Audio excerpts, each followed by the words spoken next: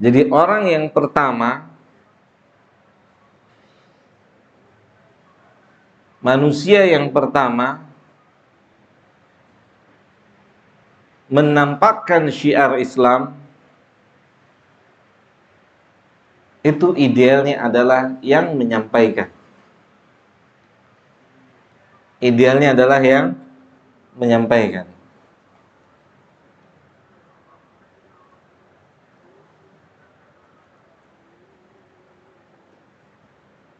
Karena itu akan menjadi salah satu pendukung di dalam dakwah.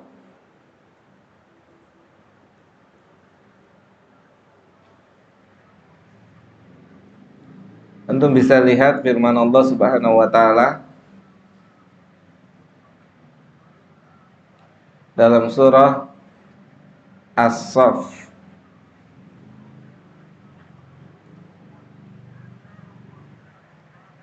ayat kedua dan ayat yang ketiga.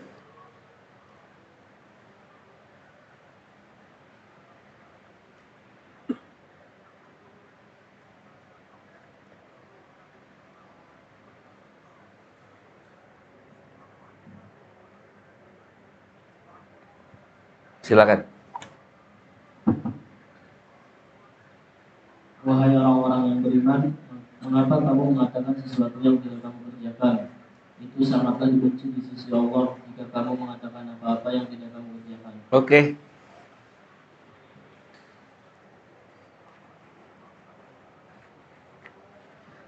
Maka tuntutan orang-orang yang menisbatkan dirinya kepada ilmu,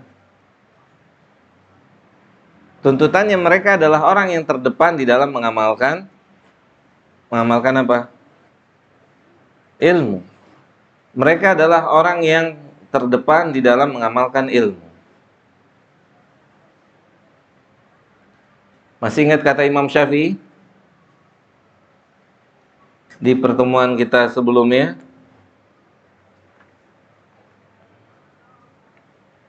Kata Imam Syafi'i apa?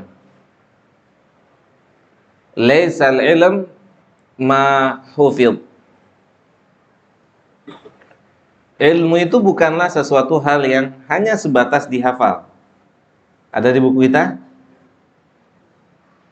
Ilmu itu bukan hanya sebatas sesuatu yang hanya berhenti sampai di hafalan. Itu bukan perkataan saya. Antum ada di buku antum tulisan itu di halaman berapa, Mat? Di halaman 24. Coba dilihat halaman 24. Ada beda cetakan ya? Yang ada yang 30, ada yang 24.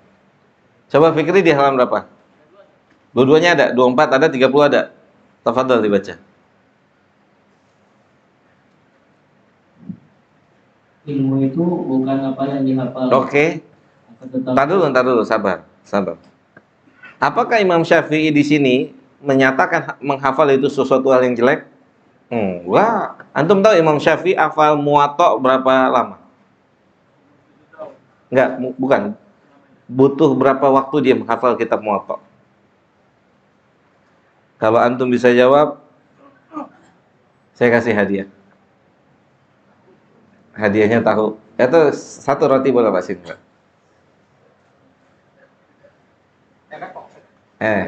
Udah coba satu ya? Antum yang bisa jawab, anak kasih hadiah. Imam Syafi'i menghafal Muwatta, kitabnya Imam Malik, ratusan hadis di dalamnya. Berapa lama? Bahkan sampai ribuan hadis. Sal, kan anak WA ya? Berarti begitu.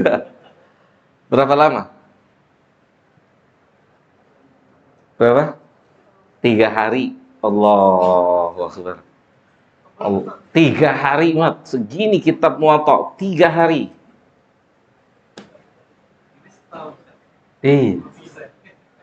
Syafi'i 3 hari. Maka saya mau mendudukan, bukan artinya ucapan itu Syafi'i merendahkan menghafal.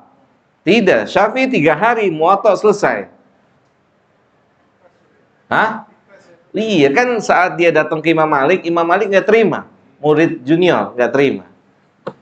Kata Syafi'i, saya bawa Muwatta 3 hari. Allahu Akbar. 3 hari. Tamam, sempurna muwatta dia ada di kepala dia. Apa kata Imam Malik? Ra'aitu nuran fi nafsika. Ana lihat ada cahaya dalam diri antum. 3 hari coba. 3 hari dia store muwatta kepada Imam Malik penulisnya. Saya lihat cahaya ada di dalam diri antum. Fala tukhfiha, jangan engkau padamkan cahaya ini bil ma'asi, dengan dosa dan maksiat. Itu musuhnya penuntut ilmu, dosa. Musuh utama penuntut ilmu, dosa. Oh iya, musuh utama tuh. Jadi nggak ada yang dapat hadiah. Masukin tas angan. Imam Syafi'i butuh waktu berapa hari? 3 hari. Oke, saya mau mendudukan ini. Bukan berarti Syafi'i tidak menganjurkan untuk menghafal. Tapi beliau mengatakan, laisal ilm ma hufidh. Ilmu itu bukan hanya sebatas berhenti sampai di hafal. Ilmu itu nggak berhenti sampai di situ. Tapi ilmu itu yang berpindah dari hafalan kepada aplikasi amal. Makanya beliau mengatakan di kalimat berikutnya apa? Al-ilmu ma nafa'. Ilmu itu adalah sesuatu hal yang bermanfaat. Ilmu itu adalah sesuatu hal yang bermanfaat. Itu ilmu. Maka sedapat mungkin kita seorang penuntut ilmu harus memberikan manfaat kepada orang yang ada di sekitar kita dengan apapun juga yang kita bisa. Ya.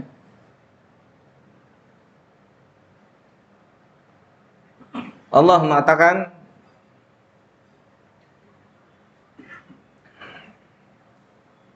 ya ayyuhalladzina amanu lima taquluna ma la taf'alun.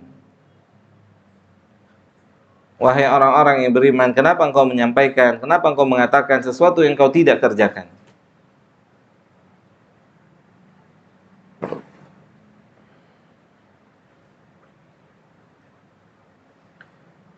Kabura maqtan indallahi an taqulu ma la taf'alun.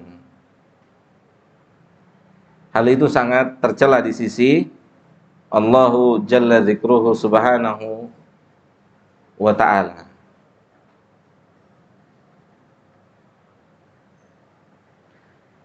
Jadi seorang penuntut ilmu ini harus antum beri catatan, dia berbeda dengan orang awam. Dia beda. Berbeda dalam segala hal dengan orang awam, berbeda.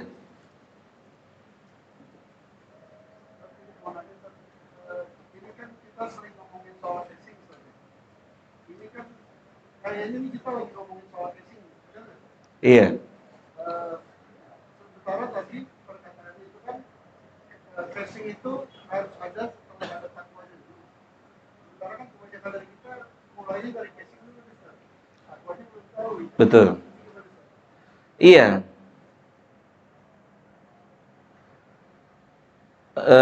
Gini.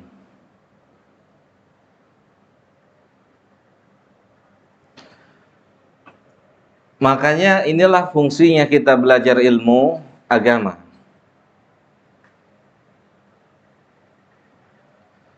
Dua ucapan itu benar, keduanya benar.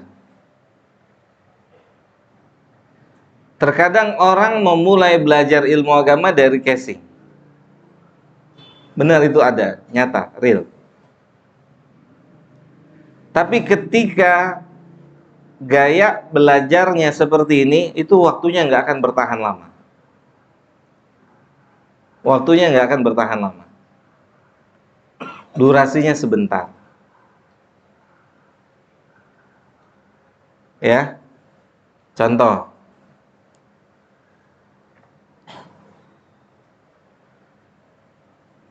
Orang-orang yang ikut-ikutan, kan begitu. Orang-orang yang ikut-ikutan tren hijrah. Dia nggak tahu hijrah itu apa. Dia nggak tahu harus bagaimana. Dia nggak tahu konsekuensinya apa. Ikut dia tren hijrah, memakai nama hijrah. Berapa lama? Sebentar. Karena dia nggak mengerti konsepnya. Dia tidak mengerti apa yang terjadi dalam hijrah. Waktunya, umurnya sebentar. Sebentar umurnya. Karena dia nggak mengerti konsepnya. Kalau kata para ulama, istilah ulama, dia masuk tidak lewat pintunya. Paham? Dia masuk tidak lewat pintunya. Dia lewat genteng dia. Loncat dia. Paham enggak tuh? Masuknya lewat genteng dia loncat. Lewat atap. Enggak lewat pintunya. Dia nggak tahu di dalamnya ada apa. Lika-liku hijrah. Tapi dia lihat casingnya, dia masuk lewat atas.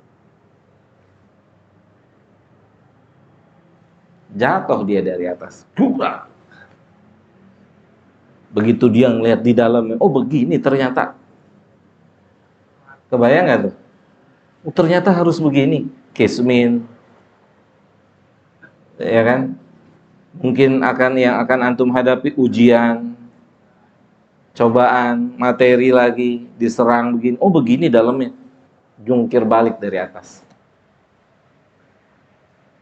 Jungkir balik dari atas. Terjun payung. Nanti kalau dia masuk lewat pintunya, dia akan bercasing itu, tapi dia sudah siap mentalnya.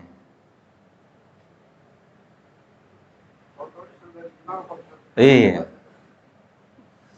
Dia udah siap mentalnya. Di bawah ini wake. Nyata. Ini Nabi yang bilang sallallahu alaihi wasallam. Kata Nabi kita SAW,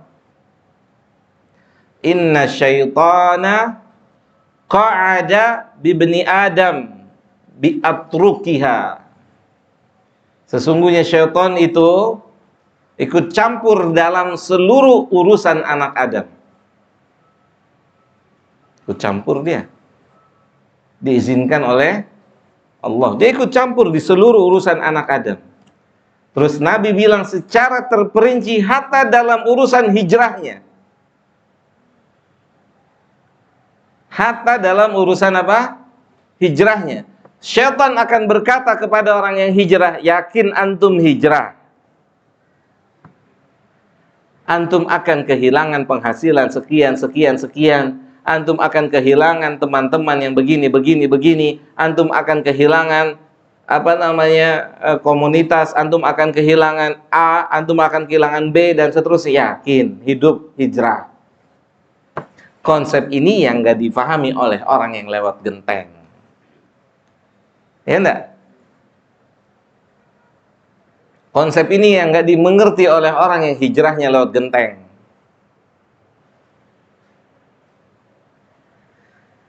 Lihat, antum hijrah mau apa? Jawab. Iya, tujuan utama hijrah apa? Surga, sahih? Surga, bener nggak? Tujuan utama antum cuman roti, ya roti aja dapatnya. Iya gak Pak Andri? Buat tujuan hijrah antum apa?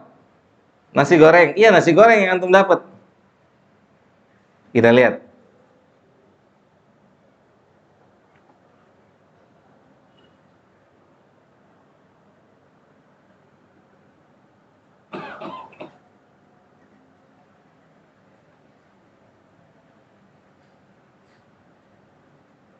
Surat Al-Baqarah 214.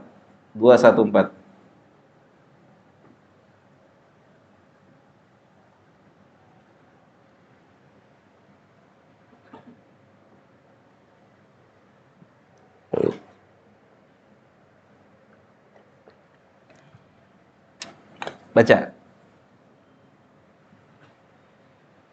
Ataukah kamu mengira bahwa kamu akan masuk surga? Antum hijrah mau masuk surga kan? Benar nggak Fuad? Hijrah mau masuk surga nggak? Atau hijrah hanya mau dikenal sebagai orang yang hijrah aja gitu? Nggak ada tujuan surga, nggak ada cita-cita surga. Terlalu rendah cita-citanya, terlalu rendah. Nabi bilang apa? Innallaha yuhibbu ma'aliyal umur. Allah tuh suka dengan orang yang punya cita-cita tinggi. Makanya ketika Nabi ajarkan Aisyah kalau mau minta surga Firdaus. Wa yakrahu safaha, dan Allah tidak suka dengan orang yang punya cita-cita rendahan. Antum cita-citanya apa? Hijrah. Biar dapat teman banyak. Boleh, tapi itu bukan yang utama. Antum cita-citanya apa? Hijrah. Biar dapat pekerjaan yang enak. Antum cita-citanya apa? Hijrah. Biar dapat A, B, C, D, E, F, G dari perkara dunia. Itu rendah. Apa cita-cita antum hijrah? Surga. Tapi antum berhadapan dengan ayat ini. Kita yang mengklaim dirinya hijrah harus berhadapan dengan ayat ini. Kan makanya saya menyimpulkan orang hijrah berarti orang daftar ujian. Orang hijrah berarti dia daftar ujian. Antum lihat. Fadhal. Silakan, Fikri. Antum sudah hijrah belum, Fikri? Padahal belum datang kepadamu cobaan seperti yang dialami orang-orang terdahulu. Mimpi antum di siang bolong, antum mau hijrah, lempang hidup antum, mimpi. Lihat apa kata Rabbuna. Apa kita lebih utama dari mereka yang mengalami hidupnya gimana? Coba baca, sebutin apa yang mereka alami. Silat, baca Fikri. Mereka ditimpa kemelaratan, Terus diguncang dengan berbagai cobaan sehingga Rasul. Antum tahu kalau ujian terus gimana? Goncang nggak? Stres nggak? Ujian terus. Udah negara api menyerang, habis negara api apa lagi yang bicara? Covid menyerang. Habis itu berhenti gak? Enggak. Makanya kalau antum mau berhenti, antum berhenti hijrah. Ya. Ini fatwa sesat dan menyesatkan. Langsung kaya. Wallah, ayat Al-Quran. Wallah, ayat Al-Quran yang menyebutkan. Antum yang mengklaim diri antum hijrah, benar mau surga, antum harus berhadapan dengan ayat ini. Cepat atau lambat? Cepat atau lambat?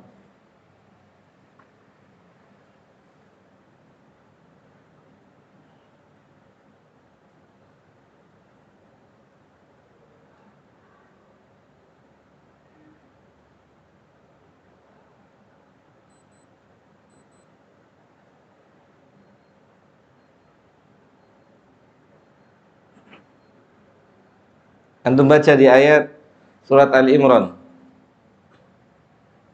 ayat 142.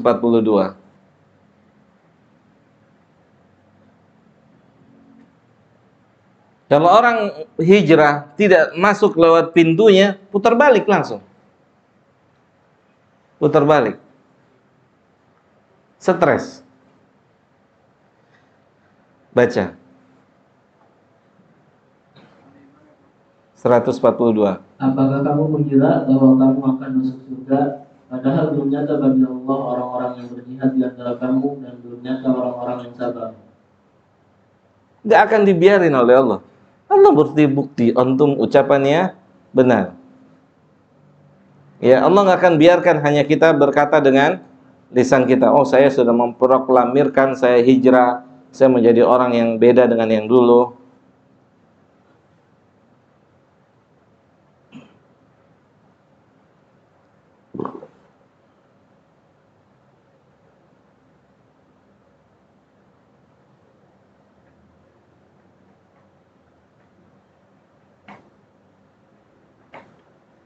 Jelas sampai sini?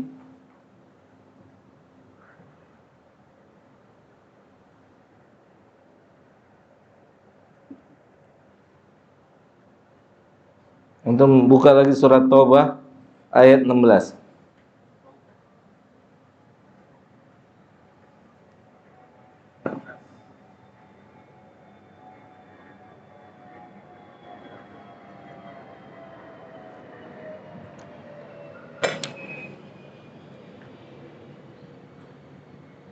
Apakah kamu mengira bahwa kamu akan dibiarkan begitu saja? Oh, enak aja cuman bilang saya udah hijrah gitu ya. Terus dibiarin aja sama Allah, Allah nggak uji, mimpi. Ya, paham? Antum cuman bilang memproklamirkan diri antum hijrah dengan lisan antum, dengan status antum, dengan apalah yang antum bisa ucapkan. Terus antum kira antum akan dibiarkan begitu saja oleh siapa? Oleh Allah? Enggak. Sampai Allah uji kita. Lanjut. Padahal Allah belum mengetahui orang-orang yang berjihad di antara kamu dan tidak mengambil teman yang setia selain Allah, Rasulnya. Kan Allah belum tahu benar atau enggak. Makanya seperti yang saya sampaikan kesimpulan, ketika kita memproklamirkan hijrah, maka dosa terdekat dan termudah untuk kita adalah yang berhubungan dengan apa yang kita tinggalkan. Paham enggak? Dosa terdekat saat kita meninggalkan saat kita memproklamirkan hijrah, dosa terdekat kita adalah perkara yang baru saja kita tinggalkan. Iya, misal seorang penzina yang dia bilang saya mau bertobat, saya mau berhenti berzina. Maka sampaikan kepada dia, sebentar lagi antum akan diberikan jalan mudah untuk berzina. Bahkan perempuan akan menawarkan tubuhnya gratis. Wallah. Antum bilang saya udah hijrah dari zina, maka Allah masuk uji nih. Paham enggak? Allah kasih nih. Tuh. Benar enggak? Oke, enggak taunya hijrah dari yang lokal, yang interlokal lanjut. Gimana Pak Erik? Apa? Gak taunya hijrahnya dari yang lokal. Ya Faisal ya. Paham enggak? Ketemu di Allah kasih yang gak biasa dia dapat, tackle sama dia. Orang yang keluar dari instansi ribawi, tunggu. Sebentar lagi Allah tawarkan yang jauh lebih besar dari apa yang dia tinggalkan. Bukan berarti Allah suka sama dia, tapi karena Allah mau kasih dia ujian, benar gak antum memproklamirkan diri antum hijrah? Silakan. Ini kehidupan realita, begitu jalannya. Merasakan ini?